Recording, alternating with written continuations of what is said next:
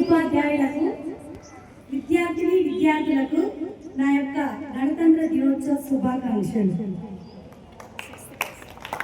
77వ గణతంత్ర దినోత్సవ వేడుకలను జరుపుకుంటున్నాము.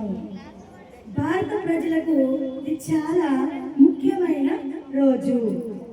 ఈ రోజు ప్రతి భారతీయుడు సంతోషంగా జరుపుకుంటాడు.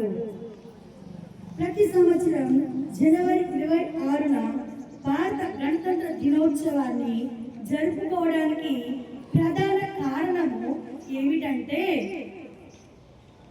1947 ఆగస్టు 15న మన భారతదేశానికి స్వాతంత్రం వచ్చినప్పటికీ మన దేశానికి సొంత రాజ్యాంగం అనేది లేదు.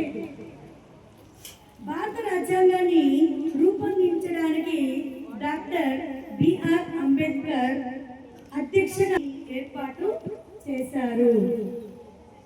భారత రాజ్యాంగాన్ని రూపొందించడానికి 2 సంవత్సరాల 11 నెలల 18 రోజులు సమయము పట్టింది. అప్పుడు జనవరి 26, 1950న భారత రాజ్యాంగము దేశం మొత్తంకి అమలు పరిచారు. అందుకే ప్రతి సంవత్సరం 26 గణతంత్ర దినోత్సవము మనము జరుపుకుంటున్నాము.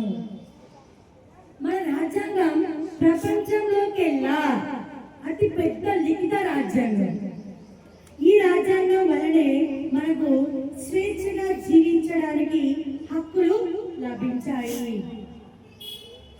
ఇంకా మనం ఇంత స్వేచ్ఛగా ధైర్యంగా మన స్వాతంత్ర పోరాట సమర వీరులు ఒక గొప్ప కారణము.